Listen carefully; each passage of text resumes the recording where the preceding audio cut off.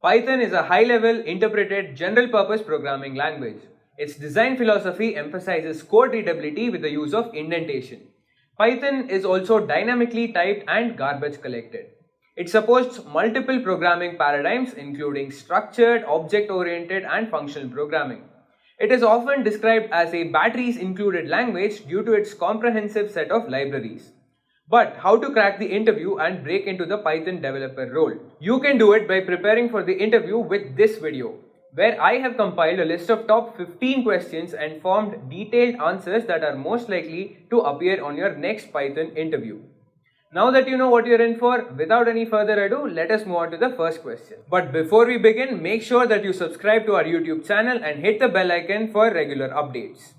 The first question is, what is PEP 8 and why is it important? PEP stands for Python Enhancement Proposal. A PEP is an official design document providing information to the Python community or describing a new feature for Python or its processes. PEP 8 is especially important since it documents the style guidelines for Python code. Apparently, contributing to the Python open source community requires you to follow these style guidelines sincerely and strictly. So what he says basically is that if you want to contribute to the open source development of Python and you are contributing to any of the libraries, let's say NumPy or Pandas, let's say you want to add in a functionality or a particular module inside that, you need to follow a certain guidelines that is provided by the Python community. And these guidelines are called as PEP. So PEP 8 is a particular version of these guidelines wherein you have to follow a structure for you to contribute to the open source Python code. Now let us move on to the next question. Python is an interpreted language. An interpreted language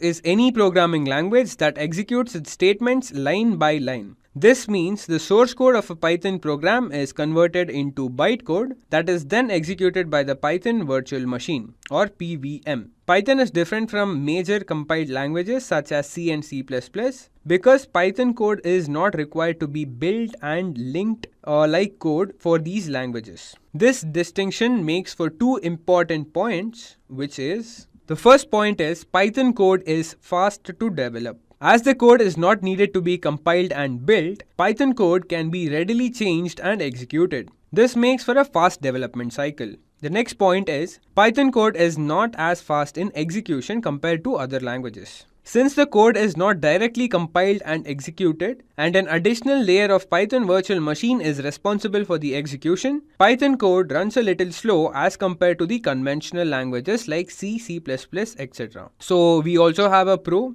and we also have a con of Python being an interpreted languages. Alright, the third question for this video is, what is a dynamically typed language? Before we understand a dynamically typed language, we should learn about what typing is. Typing refers to type checking in programming languages. In a strongly typed language such as Python, 1 plus 2, that is 1 as a character and 2 as a number, will result in a type error since these languages do not allow for type coercion. Type coercion here means implicit conversion of the data types. That is, the Python compiler won't automatically convert your data types to the same one and then add it. So this is not applicable for Python. But on the other hand, a weakly typed language such as JavaScript will simply output 12 as the result. It will convert the number 2 as a string and then add the string, that is append the string together and output 12 as the result. But this is not the case in Python programming language since it is a dynamically typed language. Now, type checking can be done at two stages. The first stage is the static stage. Here, data types are checked before the execution. And there is one more type, which is dynamic. Here, data types are checked during execution.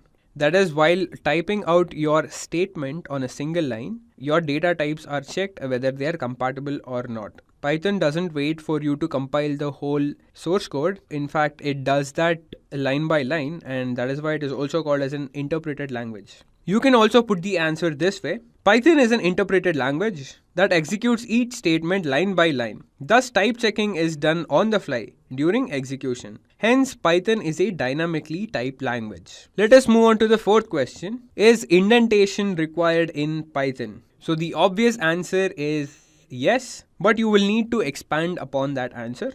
So let me just do that. Indentation in Python is compulsory and is a part of its syntax. Indentation provides better readability to the code, which is probably why Python has made it compulsory. All the programming languages have some way of defining the scope and extent of the blocks of code. In Python, it is indentation instead of braces. Indentation provides better readability to the code, and that is why they have made it compulsory. Now, let us take an example. When it comes to other languages, let's say Java, when we have to construct a for loop, we have to put the blocks or the statements inside the for loop within a braces. So it goes something like this, and the statements inside the for loop need not be indented or given a space. It can be on the same line as the for loop itself. So that doesn't make any errors. But when it comes to Python, the print statement that is inside the for loop should have indentation, that is 4 spaces. Let us move on to the next question, and guys, this is where the hands-on begins. First 4 questions were theoretical, and this is where things get hands-on. How to print without a new line in Python? The print function is used to display the content in the command prompt or the console. The default functionality of the Python print method is that it adds a new line character at the end. Let us take an example here. Let's say you want to print 2 strings on a new line. So you can do that by using the print statement. So if you type your code something like this, the first string should be hi and the second string will be welcome to Intellipaat. And if you type this in a Python environment, the output will be hi followed by a new line and then the next string, which is welcome to Intellipaat. Now, suppose we want to print these 2 strings on the same line. That is, we want to skip the new line character. So how to do that? Welcome to Intellipaat automatically prints in the new line. In order for this string to print in the same line, we have to use a parameter called end. So the print function has one more parameter which is called as end, and you can assign any value to this parameter. It goes something like this. So you use your print function as it is and you print out the string. You add in the string what you want to display on the screen, and then you type a comma and then add the end parameter, and then you assign it a value which is enclosed within a double quotation. So within the double quotation, if you add a empty space, so it will print an empty space. If you want to add another string, you can do that as well. Let us see what the output is right now. So the output will be the first string, which is hi, followed by the second string, which is welcome to Intellipaat. Now, if you do not add the white space in the double quotation in the end argument, it will print the first string hi and it will append the second string without any space. Let us move on to the 6th question. What are keywords in Python? Python keywords are special reserved words that have specific meanings and purposes and cannot be used for anything but those specific purposes. They cannot be variables, they cannot be functions or identifiers. You can use the help function to know more about them. And as of today, that is the latest Python version is 3.10. There are 35 keywords that are currently present. And these are all of them. Some of them include true, false, continue, break, lambda, yield, etc. The 7th question is, list all the built-in data types in Python language. The table present on the screen basically lists out all the data types that are present in Python. For the text type, we have string. For numerical types, we have integer data type, floating point data types, and complex numbers. And for sequence types, we have list, tuple, and range. When it comes to the mapping type, we have dictionaries. And for set types, we have set and frozen set. We also have bool for the boolean type. And for binary, we have bytes, byte array, and memory view, which are not commonly used, but still you should be knowing about them. And we also have a special type, which is the none type.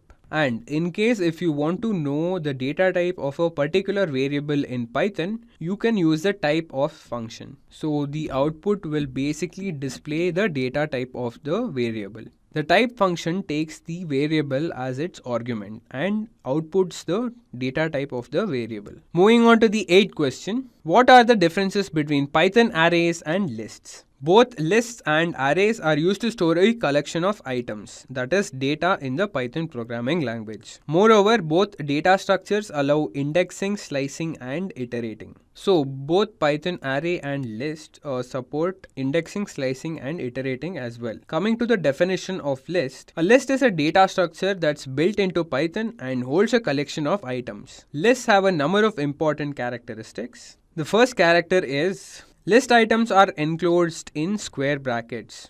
And list should be ordered, that is, the items in the list appear in a specific order. This enables us to use an index to access any item. Lists are also mutable, which means that you can add or remove items after list's creation. List elements do not need to be unique. Item duplication is possible as each element has its own distinct place and can be accessed separately through the index. Elements can be of different data types. You can combine strings, integers, and objects in the same list. You can also include another list inside a list, so which is basically a nested list. Let us go through the example mentioned in the screen now. So in order to create a list, you must enclose your list items within a square bracket. Now in this example, I have included 4 list items, which is 1, 8.9, J and hello. And this basically shows that you can include heterogeneous data types because 1 is an integer, 8.9 is a floating point number,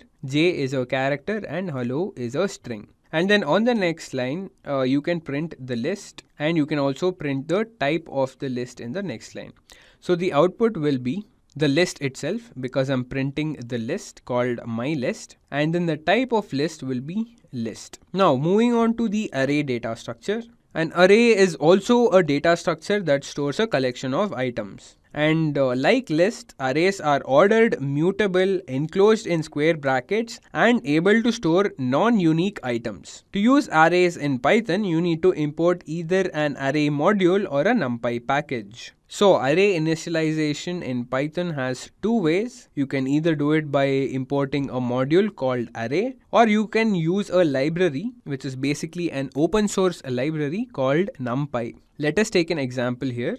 Here I'm using the first version, that is I'm importing the array module. So in the first statement, import array as ARR.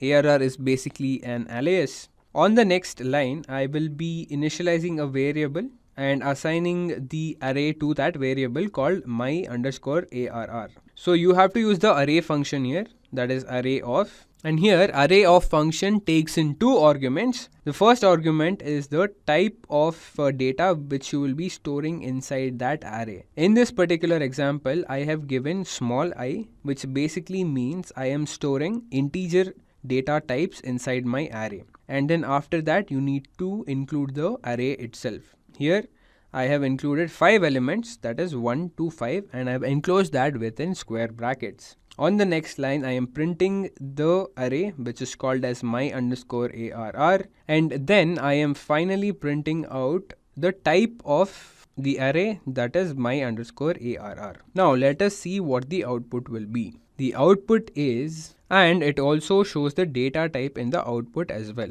And now we will see how to create an array in the second version, that is using the NumPy library. NumPy arrays support different data types. To create a NumPy array, you only need to specify the items, and there is no need to specify the data type of the array. Let us take an example. On the first statement, I am importing the NumPy package, and on the second line, I'm using the array of function again, but here I need not mention the data type of the elements of the array. Instead, I will be directly inputting the array elements. So one more thing to note here is that the array elements need not be the same. It can be of different data types. Hence I have included hello, which is a string, and followed by 1, 2 and 3, which is of integer data type. So it is basically an heterogeneous array. And on the next line, I'm printing out the array called as my_arr, and finally I'm printing out the type of the array. Now let us see the output for this. So the output is the array contents itself and then the data type of the array, which is ND array, which is NumPy arrays. Now, after knowing how to initialize a list and how to initialize an array and various types of initializing arrays, I have consolidated the differences between arrays and lists into 3 points, which basically boils down to these 3. Alright guys, the first point is arrays need to be declared and a list need not be declared. They can be initialized on whatever statement you have to use it because they are built into Python. In the examples above, you saw that the lists are created by simply enclosing a sequence of elements into square brackets. Creating an array, on the other hand, requires a specific function from either the array module or the NumPy package. And because of this reason, lists are used more than arrays. The second point is arrays can store data very compactly. They are also more efficient for storing large amounts of data. The third point is arrays are great for numerical operations. Lists cannot directly handle math operations. For example, you can divide each element of an array by the same number with just one line of code. If you try to do the same with a list, you will get an error. It is possible to do a mathematical operation with a list, but it is much less efficient than arrays. Moving on to the ninth question. What is the dictionary data type in Python? Python dictionary is an unordered collection of items. Each item of a dictionary has a key value pair. Each key value pair maps the key to its associated value. Dictionary elements are accessed via keys. You cannot access them using indices like in other data types like list and tuple. That is, you cannot call them by defining their index number, that is 0, 1, 2 or whatever it is. You will have to call the following key. The syntax for creating a dictionary in Python is given on the left side. First, you need to choose an identifier. I have chosen my_dictionary, and then you should declare the key value pairs inside a braces. So braces are nothing but flower brackets. And the format is key : followed by its associated value. And you can include how many ever key value pairs inside the pair of braces that you want. Each key value pair is considered as a single item on the dictionary. While the values can be of any data type and can repeat, keys must be of the immutable type. That is, you cannot change the key once you have declared it. And they must also be unique. That is, two keys cannot have the same name. And here on the right side, I have mentioned the different ways of creating dictionaries. The very first way is you put in the elements, that is the key value pairs, inside the flower braces. A dictionary can have integer keys. It can also have mixed keys, as in the second example below. That is, it can be a string and then an integer. And the alternative way of creating a dictionary is using the dic_of function. Okay guys, moving on to the 10th question. Explain the concept of indexing in Python. Talk about negative indexing.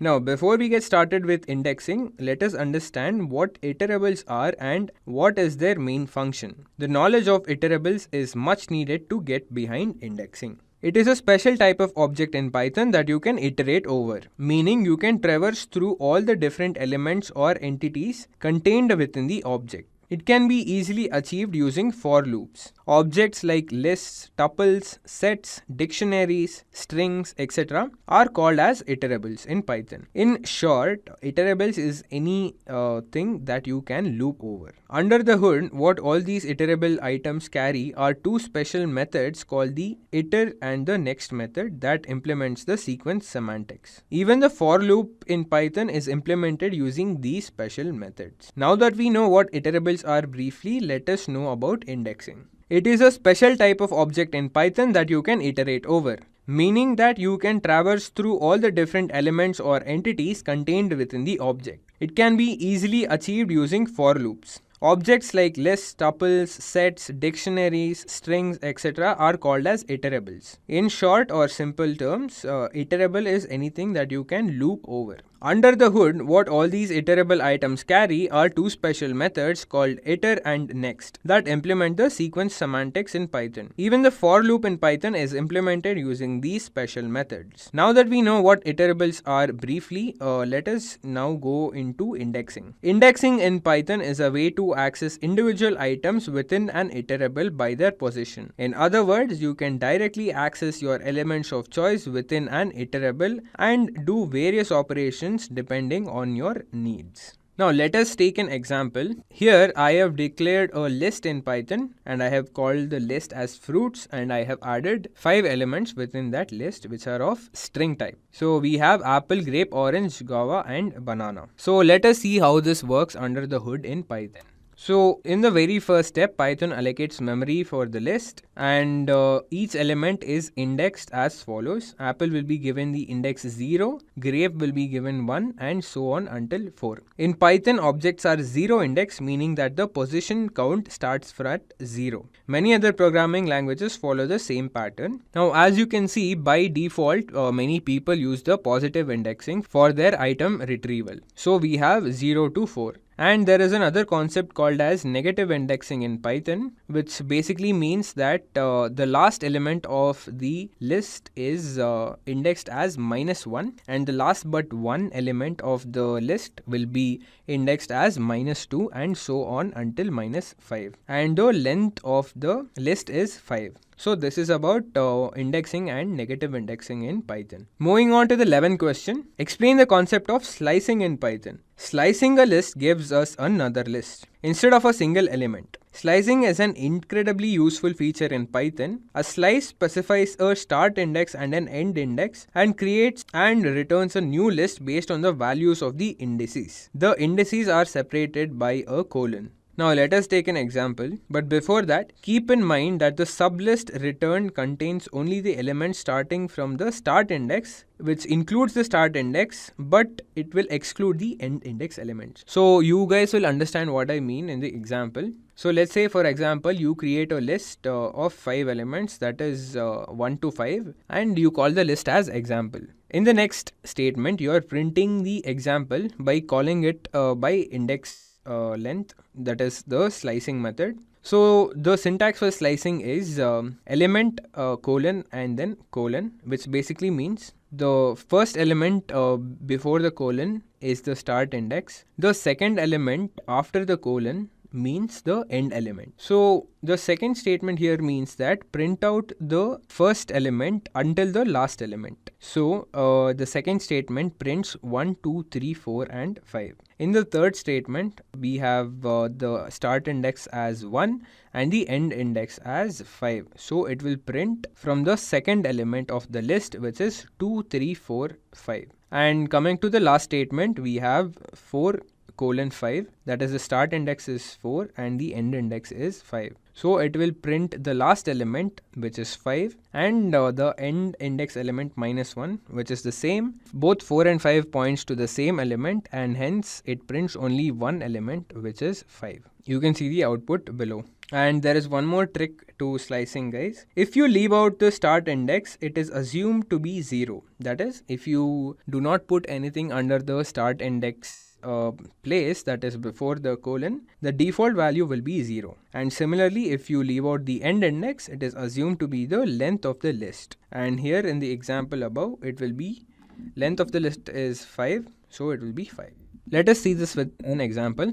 So I have declared the same list as before in the previous example, which contains 5 elements, 1, 2, 5. And in the first print statement, we have :5, that is the start index is not mentioned, and by default it will take the 0th element as the start index value. So you will be printing out the whole list 1, 2, 3, 4 and 5. In the second print statement, we have 3 colon and then null element, which basically means it tells the Python compiler to print from the third element to the final element of the list. And coming to the last print statement, the start index is not mentioned and also the end index is also not mentioned. So let us see what the output is. So null value and 5 means the whole list 1, 2, 3, 4, 5, and then 3 colon null value means print from the third element up until the last one. And finally null colon null means start to end, that is basically it copies the list. Moving on to the 12th question, explain the differences between list and a tuple.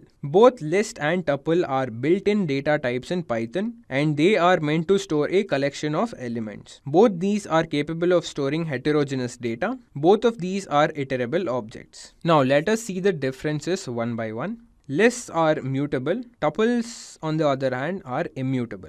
That is, once you create a tuple, you cannot change its elements, unlike lists. List is implication of iteration is time consuming. That is, within list, the iteration is time consuming. When it comes to tuple, it is comparatively faster than a list, and for this very reason, tuple is used over the list data structure. Coming to the third difference, the list is better for performing operations, that is insert and deletion. Tuple data type, on the other hand, is appropriate for accessing the elements. That is, if you want to access your elements faster, you can go for the tuple data type. And if you want to make changes to your database, that is, you can use lists. Coming to the fourth difference, list will consume more memory and tuple will consume less memory when compared to lists. The fifth difference is lists has several built-in methods, that is for insertion, deletion, updation, all the CRUD operations. Lists will have the built-in methods for it. But tuple do not have many built-in methods. Coming to the sixth and final difference between list and tuple, the unexpected changes and errors are more likely to occur in the list. But when it comes to tuples, it is hard to take place. That is, the error is unlikely to take place in case of a tuple. Alright, moving on to the 13th question. What are functions in Python? Explain with an example. Python function is a block of related statements designed to perform a computational, logical, or evaluation task. The idea is to put some commonly or repeatedly done tasks together and make a function so that instead of writing the same code again and again for different inputs, we can do the function calls to reuse code contained in it over and over again. Functions can be built-in or user-defined. It helps the program to be concise, non-repetitive, and organized. We can create a Python function using the def keyword, that is DEF, define keyword. You can choose any identifier of your choice for the function name. Then comes the parameters, which are enclosed within parentheses. Now let us see the syntax of creating a function. So as I was saying, the parameters are enclosed within the parentheses. Now what does docstring mean here? Docstring stands for documentation. It is always a good practice to write a short description of what your function does. And then comes the block of statements under that function. It can be of any length depending on the function's complexity. Lastly, the function return statement is used to exit from a function. Return to the function caller and return the specified value of data item to the caller. Now let us take an example of a function. So here the function name is absolute underscore value and it takes in one parameter which is called as num, and after that we have the docstring, which basically says what this function does very briefly. So the docstring in this example says this function returns the absolute value of the entered number. Now what is an absolute value? Absolute value is a number or a value wherein it only gives out the magnitude of a number. Let's say for example, the absolute value of 5 is 5 and the absolute value of minus 23 will be 23. Now that we know what absolute value is, let us see the statements defined below the absolute value function. So the logic is, if the number is greater than or equal to 0, which basically says if the number is positive, you do not do any changes to the number, you just return the number as it is. And in the else condition, you return the negative of the number. That is, if the number is negative, you return the negative of the negative number, which will result in a positive number. And the print statements following that is calling the function twice, and the parameters passed are 2 and minus 4. So the output will be 2. Because it is positive number, it will enter into the if condition and it will return the number as it is. And coming to the second function call, wherein the parameter is minus 4, it will go into the else part of the logic and it will return minus of minus 4, which will result in 4. Alright, moving on to the 14th question of this video. Explain modules and packages in Python. Modules and packages feature in Python is responsible for implementing the modular programming programming paradigm. A module is essentially a Python file with a .py extension. It can contain any number of functions, classes, or variables. The common practice is to put together a set of related functionalities together in a module so that you can reuse that whenever you want in any Python files. After you are done with creating a module, you can import that using the following syntax in the very beginning of your program. That is, the syntax is import followed by module name. Using this syntax will import all the functions, classes and variables that is present inside that particular module. Now let us take a look at an example and see how a module is used in Python. First, we create a file named calc, which stands for calculation, which will contain all the functions for binary arithmetic operations, that is addition, subtraction, multiplication and division. Then we create another file where we use this calc module by importing the calc module. So in the calc file, that is calc.py, we have defined 4 functions: add, subtract, multiplication and division. All of these functions take in 2 parameters, that is a and b, and the control comes out of the function by returning the appropriate answer. Now, after saving this calc.py file, you create another Python file which is main.py. Here at the very beginning, you are importing your calc module by writing down the statement import calc, which is the module name, and then you are assigning the value of 2 to a and 3 to b. And in the print statement, you are calling the add function by using the dot operator on the module name, which is calc.add, and you are passing in the argument in the main.py file, which is 2 and 3, and 2 and 3 will be passed to the add function. And again, we are calling the multiplication function. Here also we are passing in the parameters as 2 and 3.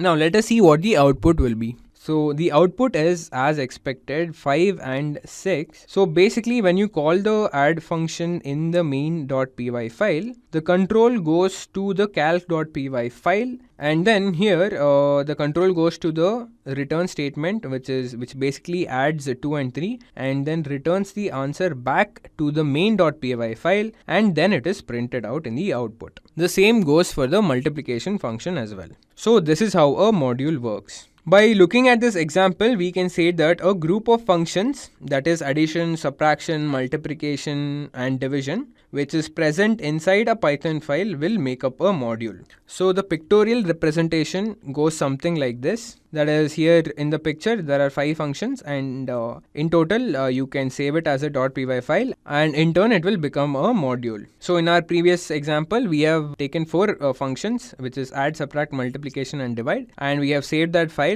and it becomes a module when you import it. Now if we want to add complex functionalities other than simple binary operations, we can create another file and import it as another module. Imagine importing 10 modules like this for your program. It becomes a repetitive task. For this very reason, we consolidate all the related modules inside a directory, and we call that directory as a package. Now it is diagrammatically represented in the picture on the slide. So several modules will be consolidated into a directory, and this directory is called a package. And if you want to work on a very complex project, and which basically deals with databases, web-based functionalities, linear algebraic operations, trigonometric operations, etc., you will have to consolidate several packages and put it under a single directory, and this is what we call a library. So the diagrammatical representation of a library will look something like this. Several packages consolidated into a directory will become a library. So to sum this up, several functions, classes and variables make up a module, and several modules consolidated into a directory is called as a package, and several packages consolidated into another directory is called a library. Coming to the last question of this video,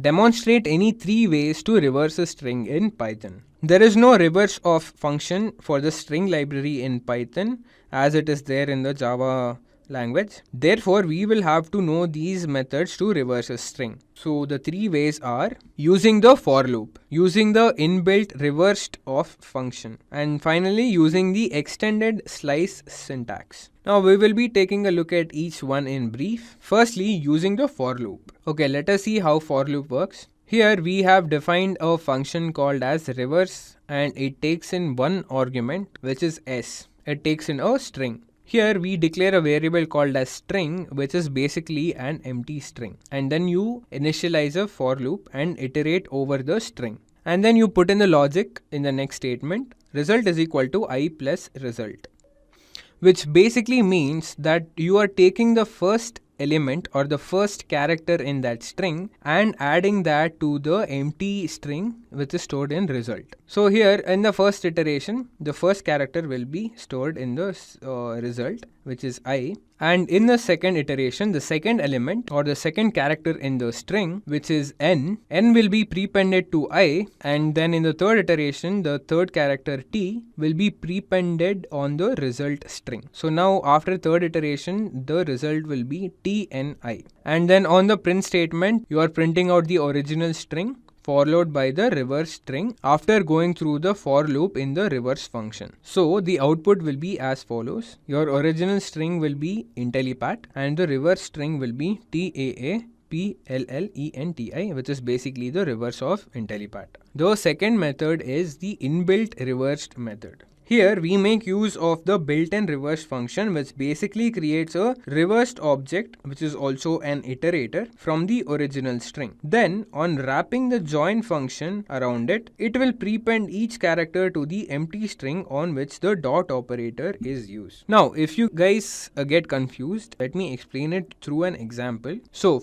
on the very first statement, we declare a string and call it Intellipaat, and then we use the reversed of function on this string, which basically stores a reverse object in the memory.